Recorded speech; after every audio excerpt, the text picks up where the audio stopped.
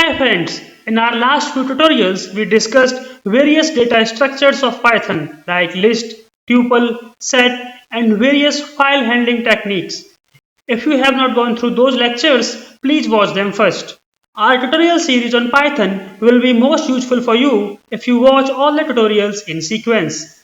In this lecture we will understand a very important topic of Python coding techniques, exception handling. If you want to become a good Python developer, you should have knowledge of what is an exception and how we handle them in Python. Let's first understand what is an exception. Generally, an exception is an unexpected situation in a program that breaks the flow of the program. Whenever an exception occurs, the program halts the execution and the code followed by the syntax having exception is not executed. Let's take the example of Python division operator, which we have discussed in our previous tutorial on Python operators. Suppose during a Python code you have to perform division operation. You have two variables, say var1. Let's initialize it with value 10 and another variable var2 with value say 2. Here we have hard coded the values of both the variables, but for better understanding, just assume these values are being populated dynamically during a Python code. Now, if you divide var1 by var2, it works fine, but let's assume if by some means the value of var2 becomes 0. Let me hard code it for now.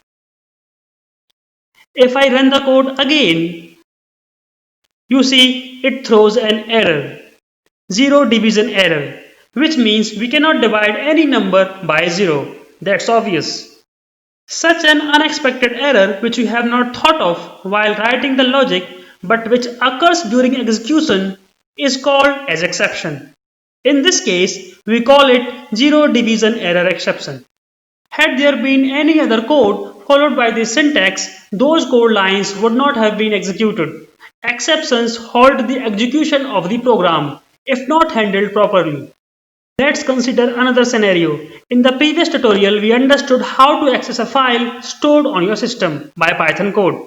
Now, let's try to open a file which is not present in your system.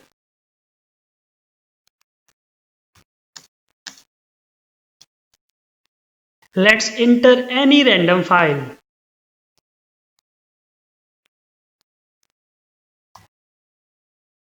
If we run this code, it throws an error, no such file or directory, which means we are trying to access a file which is not present in our system. This is another type of exception called file IO exception. Here you can see an exception is the error which Python script is unable to tackle if not handled properly. But Python provides us a way to handle the exceptions so that the remaining part of the code can be executed without any disruption. That's what exception handling is. There are many exceptions that can occur in a program like module not found error, indentation error, zero division error, name error, etc.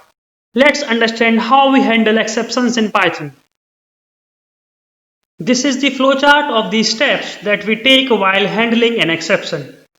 If the program contains suspicious code that may throw any kind of exception, we must place that code in the try block.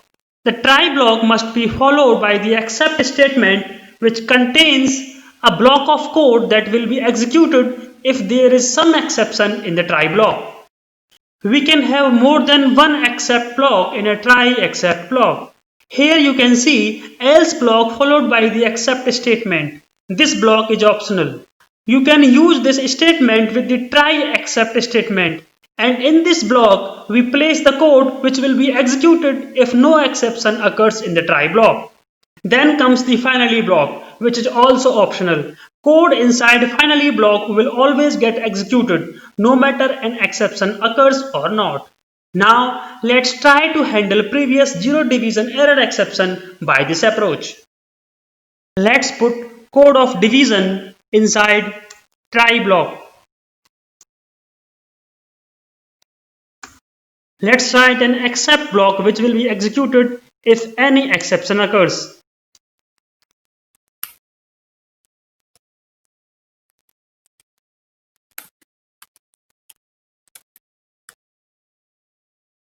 Now let's write an else statement which will be executed if no exception occurs.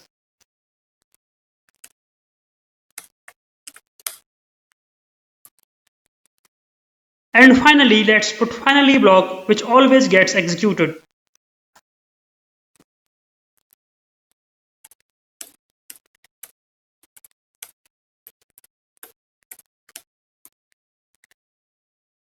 Now let's run this code. You see, because variable 2 is initialized with value 0, it throws an exception and code inside except statement is executed. Here, you can write multiple except statements followed by type of exception you expect. It helps developers in debugging the code and in finding a root cause of the exception. After except statement, code inside finally block is executed. If you replace variable 2 by any other value, say 2, and rerun the code inside try block do not throw any exception and you see result of division in console. And then because there is no exception in try block, program control won't go in except block and it enters into else block. Then it's the finally block always waiting for its turn once all previous blocks have done their respective job. Now let's take another example. When we try to access a file which is not there in our system, it throws an error. We can also handle such file IO exceptions by this approach. Let's read the file within try block. Because this is the syntax that may throw an exception and we have to handle that. Let's write except statement which will tell what kind of exception has occurred.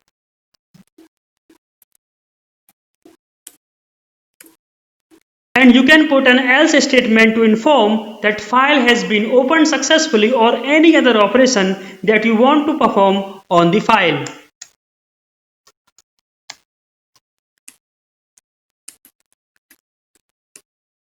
And in the end, let's put finally block which will always be executed.